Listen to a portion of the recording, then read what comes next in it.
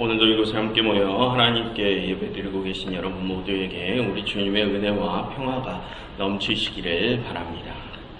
지난주에 이스라엘은 모세가 시내산에서 내려오지 않자 금송아지를 만들므로써 하나님과의 관계를 깨뜨렸습니다.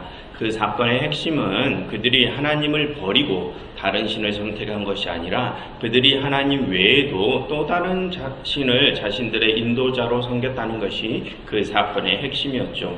그처럼 그들은 하나님을 섬기면서 다른 신도 섬기는 다신론 사상에 빠져 있습니다. 그래서 오늘 하나님께서는 그런 이스라엘의 범죄에 대하여 반응을 보이십니다. 하나님께서는 모세를 부르시어 그들에 대한 심판을 예고하시죠. 그러니 모세가 하나님의 그 심판 예고를 듣고 여러 논리로 하나님을 말립니다.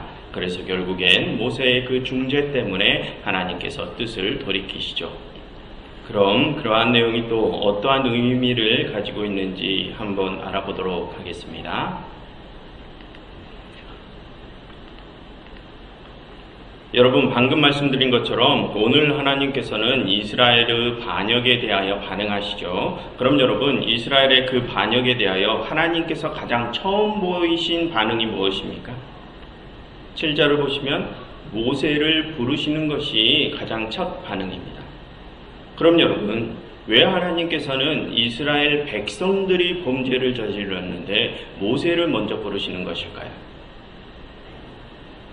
여러분, 하나님께서는 오늘 이스라엘에 대한 심판을 계획하고 계시죠. 그리고 그것을 모세에게 알리십니다.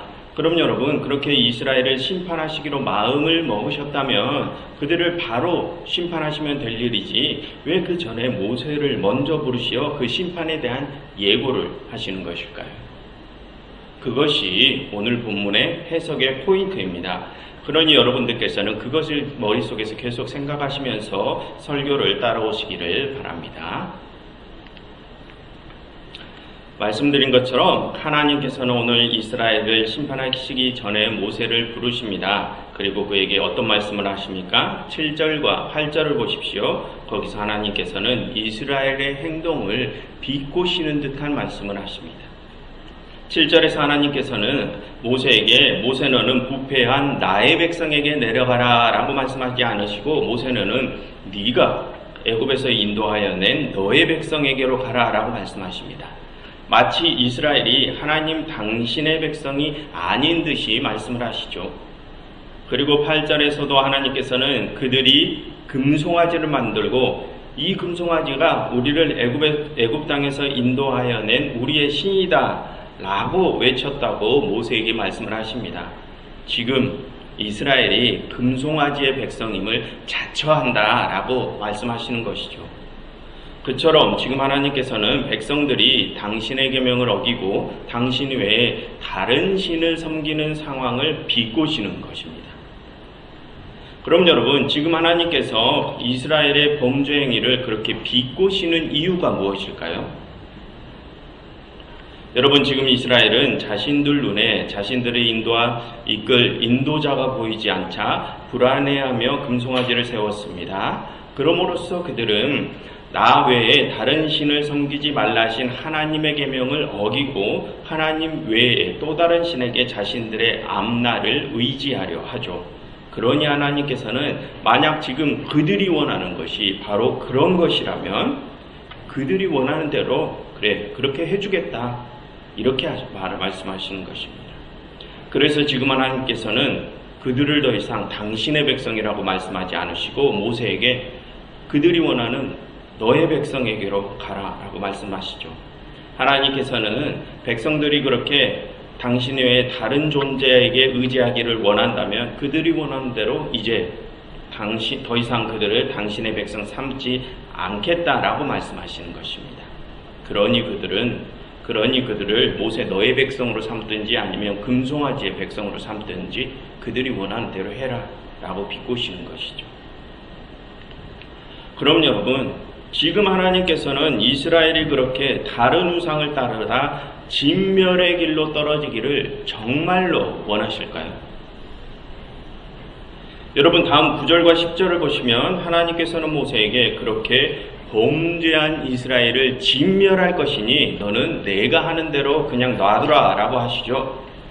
그럼 여러분, 정말로 하나님께서는 이스라엘이 그렇게 스스로 파멸의 길로 가다가 당신에게 심판을 당하기를 원하실까요?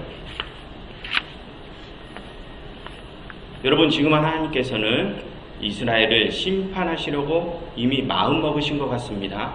그런데 여러분, 아까도 말씀드렸지만 만약 하나님께서 그렇게 이스라엘을 정말로 심판하시려고 마음을 먹으셨다면 왜 그 심판을 바로 실행하지 않으시고 그 심판 전에 모세를 먼저 부르시고 그에게 심판 예고를 하실까요? 그리고 여러분, 9절에서 하나님께서는 모세에게 내가 이 백성을 지켜보니 그들이 목이 뻣뻣한 백성이로다 라고 말씀하시죠. 여러분, 그 말씀은 범죄한 이스라엘을 향한 하나님의 비애감이 드러나는 표현입니다.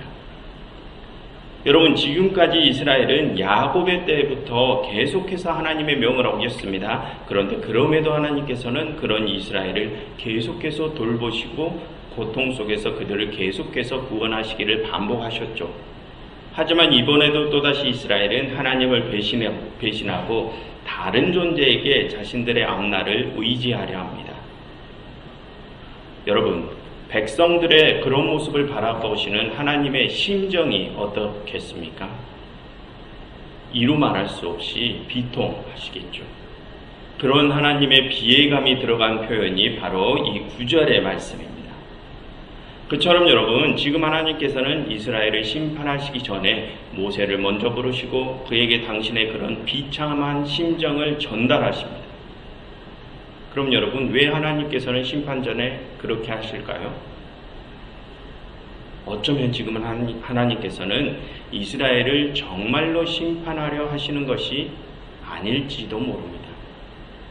여러분, 만약 하나님께서 정말로 이스라엘을 진멸하려고 하셨다면 지금 모세를 불러서 그와 대화도 하지 않으셨을 것입니다. 그리고 당신의 비참한 심정을 그에게 알리지도 않으셨고 바로 그들을 진멸하셨겠죠. 그럼 여러분, 지금 하나님께서는 무엇을 정말로 원하실까요? 하나님께서는 지금 모세가 이 상황에 대한 중재자로 나서기를 바라시는 것입니다. 여러분, 하나님께서는 항상 그렇게 범죄한 백성들에게 심판을 내리시기 전에 그 중재자들에게 심판을 미리 예고하시죠. 노아의 홍수 때도 하나님께서는 그 노아에게 먼저 심판을 예고하셨죠. 그리고 소돔과 고모라에 대한 심판 전에도 하나님께서는 아브라함에게 먼저 심판 예고를 주셨습니다. 그리고 아모스, 호세야, 예레미야, 이사야와 같은 여러 예언자들을 통해서도 심판을 먼저 예고를 하셨습니다. 그처럼 하나님께서는 심판을 내리시기 전에 항상 그렇게 그 중재자들에게 당신의 슬픈 마음을 전달하시고 심판을 미리 예고하셨습니다. 그럼 여러분, 그게 무슨 뜻입니까? 하나님께서 정말로 당신의 백성들을 심판하시겠다는 뜻입니까? 여러분, 물론 그 심판은 분명히 내려질 것입니다. 그러나 하나님의 진짜 의중은 그 중재자들이 백성들에게 하나님의 비통한 심정을 알리고 그럼으로써 백성들을 심판 전에 회개로 이끌기를 바라시는 것입니다. 그것을 위해 하나님께서는 그 중재자에게 심판을 미리 예고하시는 것입니다. 그처럼 여러분, 지금 하나님께서는 백성들의 그 회개를 위해서 모세가 중재자로 나서주기를 바라십니다. 그런데 여러분, 만약 그것이 하나님의 본심이라면 그냥 처음부터 모세에게 지금 이스라엘 백성들이 범죄를 저질렀으니 내가 그들에게 심판을 내리기 전에 네가 그들에게 먼저 가서 그들의 마음을 돌려보아라, 이렇게 말씀하시면 되지, 그렇게 말씀하지 않으시고 하나님께서는 왜 내가 곧 이스라엘을 진멸할 것인데 너는 내가 하는 대로 그냥 두거라, 이렇게 역설적으로 말씀을 하실까요? 그것은 하나님께서 그 중재자 모세를 시험하기 위해서입니다. 여러분, 10절을 한번 보십시오. 거기서 하나님께서는 너는 내가 하는 대로 두라. 내가 그들을 진멸하고 모세 너를 큰 나라가 되게 하리라 라고 하시죠. 여러분, 이전에 하나님께서는 아브라함에게 수많은 자식과 큰 민족을 약속하셨죠. 그런데 지금 이스라엘은 파멸을 당하게 생겼습니다. 그럼으로써 하나님과 아브라함이 맺은 약속이 사라지게 생겼죠. 그래서 지금 하나님은 그 약속이 사라지지 않게 모세를 통하여 그 약속을 재시작하시겠다라고 말씀하시는 것입니다. 그럼 여러분, 하나님께서는 정말로 그렇게 이스라엘을 진멸하고 모세를 통해 다시 약속을 재시작하려 하시는 것일까요? 그게 아니라고 했습니다, 방금. 그럼 여러분, 하나님께서는 왜 그런 말씀을 하실까요? 그 말을 듣고 모세가 어떠한 반응을 보이는지를 지금 시험하려 하시는 것입니다. 그럼 여러분, 모세는 지금 하나님의 그 말씀에 어떠한 반응을 보입니까? 하나님께서 이스라엘을 진멸하고 너로 큰 민족을 다시 이루겠다라고 하시니 모세가 좋습니다. 범죄한 저들을 다 진멸하시고 저로 새롭게 시작하시죠. 이렇게 반응합니까? 그렇지 않죠. 그럼 어떻게 반응합니까? 이스라엘을 진멸하고 자신으로부터 새롭게 시작하시겠다는 하나님을 말립니다. 즉 모세가 중재자로 나섰다는 것입니다. 그처럼 지금 하나님께서는 모세가 그렇게 중재자로 나서는지를 시험하시기 위해 이스라엘을 진멸하고 그로부터 새롭게 시작하겠다라고 말씀하시는 것입니다. 그럼 여러분, 오늘 모세는 그렇게 중재자로 나서서 어떤 일들을 합니까? 하나님을 말리죠. 그럼 여러분, 모세는 하나님을 그렇게 말리기 위해 어떤 방법을 씁니까? 모세는 하나님의 뜻을 돌이키기 위해 다음과 같은 세 가지의 논리를 가지고 나옵니다. 첫째, 모세는 하나님의 온당하심, 하나님의 이성에 호소를 합니다. 여러분, 11절에서 모세는 하나님, 왜 지금 당신께서는 당신이 큰 권능으로 구원하신 백성들에게 진노하십니까? 라고 말하죠.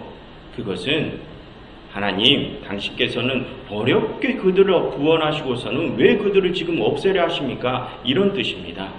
즉, 그들을 구원하시려는 것이 당신의 계획인데 지금 그들을 죽이시는 것이 논리적으로 온당한 것입니까? 이런 말이죠. 그처럼 모세는 하나님을 말리기 위해 가장 먼저 하나님의 온당하심에 호소를 합니다. 그리고 다음으로 모세는 하나님을 말리기 위해 하나님의 명성에 호소합니다. 여러분, 이번에 12절에서 모세는 하나님, 만약 당신께서 지금 이스라엘을 진멸하시면 애굽 사람들이 당신을 비꼴 것입니다. 저 하나님이란 신은 자신의 백성들을 산에서 진멸하기 위해서 그들을 우리에게서 빼내어갔다. 이렇게 비아냥될 것입니다.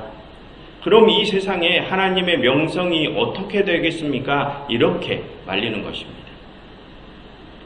여러분, 이전에 하나님께서는 애굽에서 이스라엘을 구원하시며 내가 너희를 구원하는 것은 이 세상 만민에게 내가 이 세상의 주인임을 알게 하기 위해서다라고 말씀을 하셨죠.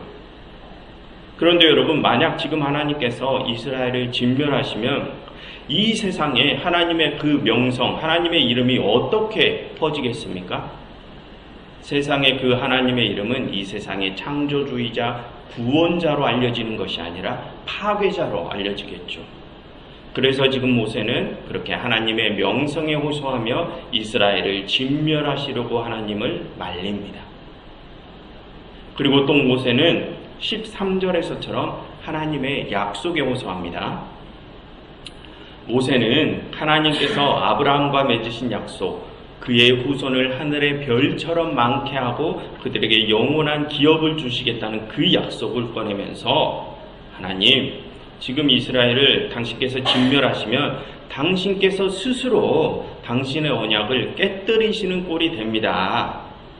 그럼 당신과 약속을 깨뜨린 저 이스라엘과 지금 하나님의 행동이 뭐가 다릅니까? 이런 논리를 가지고 나온 것이죠. 그처럼 마지막으로 모세는 하나님을 말리기 위해 하나님의 약속에 호소합니다.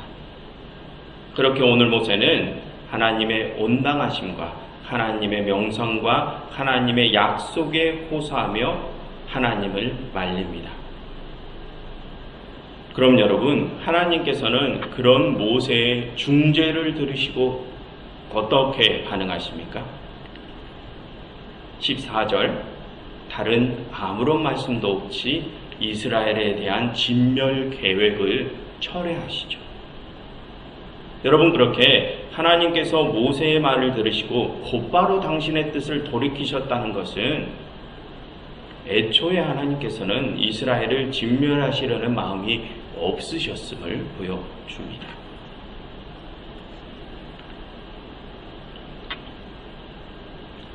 그럼 여러분, 그렇게 하나님께서는 애초부터 이스라엘을 진멸하실 마음이 없으셨으면서 왜 지금 이런 상황을 꾸미신 것입니까? 말씀드렸듯이 모세가 중재자로 나서는지를 시험하기 위해서입니다.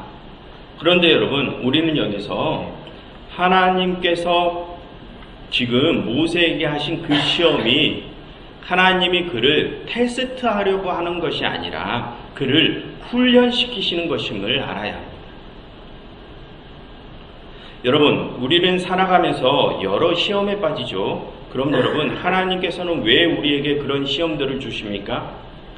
우리가 그 시험을 통과하는지 못하는지, 그리고 만약 통과를 한다면 우리가 몇 점으로 통과하는지 하나님께서 그런 것들을 보시기 위해 우리를 시험하십니까? 그게 아니죠. 그게 아니라 하나님께서는 우리를 훈련시키시기 위해 시험들을 주십니다. 우리에게 영원한 나라로 들어가기 위한 준비를 시키시기 위하여 그 시험을 주시죠. 그래서 여러분, 이제까지 하나님께서는 광야에서 이스라엘에게 여러 시험들을 주시며 그들을 훈련시키신 것 아닙니까?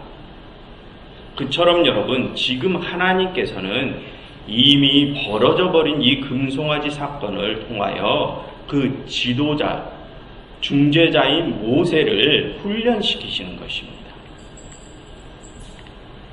그럼 여러분, 하나님께서는 지금 모세에게 어떤 훈련을 시키시는 것일까요? 하나님께서는 이 시험을 통하여 모세의 기백과 그의 통찰력과 그의 의지를 강화시키는 훈련을 하십니다. 여러분, 아까 10절로 되돌아가 보시면 하나님께서는 거기서 모세에게 너는 내가 하는 대로 그냥 두라 라고 하셨죠. 그럼 여러분, 만약 하나님의 그 말씀대로 모세가 하나님을 그냥 내버려 두었다면 이스라엘은 어떻게 되었겠습니까? 이스라엘은 진멸되었겠죠. 그럼으로써 그 이스라엘을 통해 이루고자 하셨던 하나님의 계획까지 모두 무너졌을 것입니다. 그럼 여러분, 모세는 그런 상황에서 하나님의 계획을 지키기 위해 어떤 선택을 해야 했겠습니까? 내가 하는 대로 그냥 두라 하신 하나님의 그 명령을 어겨야 했겠죠. 즉, 하나님께서는 지금 이 모세가 하나님의 계획과 뜻을 지키기 위해 그렇게 권력자 앞에서도 주눅들지 않고 당당히 그 권력자를 설득할 수 있는 기백을 강화시키시려는 것입니다. 그런데 여러분, 그렇게 모세가 당당히 그 권력자를 설득할 수 있으려면 무엇이 선행되어야 합니까? 지금 자신 앞에 벌어진 상황에서 무엇이 옳고 그른 것인지를 판단할 수 있는 통찰력이 필요하죠. 특히나 자신보다 큰 힘을 가진 권력자의 마음을 바꾸는 일인데 상황 판단을 잘못하면 큰일이 나지 않겠습니까? 그러니 전체적인 상황을 바라보면서 무엇이 옳고 그른 일인지 그것을 정확히 판단할 수 있는 통찰력이 필요하죠. 그래서 우리가 아까 그 모세의 통찰력을 잠시 맛볼 수 있지 않았습니까? 모세는 여러 가지 논리로 하나님을, 그 상황에 대한 여러 가지 논리로 하나님을 설득했습니다. 여러분, 지금까지 모세가 바라본 하나님은 언제나 이성적이시고 온당치 않은 일을 하신 적이 없으셨습니다. 그런데 모세가 지금 보기에 지금의 하나님은 그동안 당신께서 계획하신 일들을 모두 물거품으로 만들어버릴 수 있는 말씀을 하고 계십니다. 그래서 모세는 그런 전체적인 상황을 바라보며 지금 하나님께서 보이시는 온당치 않은 모습을 지적하면서 말린 것이죠. 그처럼 모세가 권력자 앞에서도 당당한 기백을 보이려면 그에 앞서 옳은 상황 판단을 할 수 있는 통찰력이 있어야 합니다.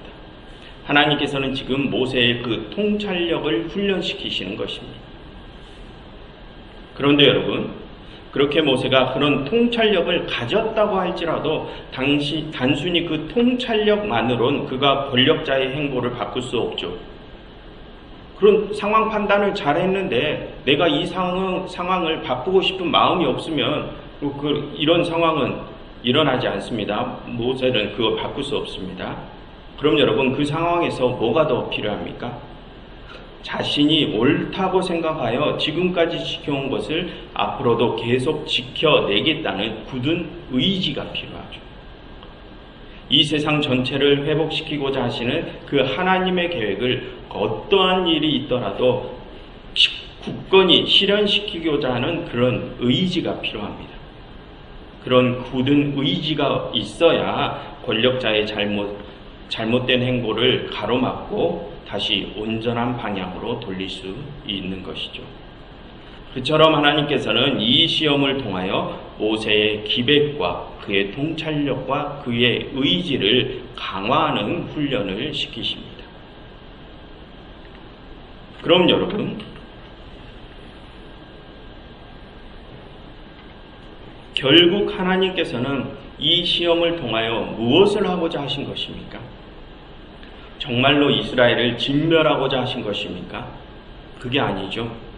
하나님께서는 결국 당신과 이스라엘 백성 사이의 중재자 그 모세의 능력을 강화시켜서 그를 통하여 이스라엘을 회복시키시려는 것입니다.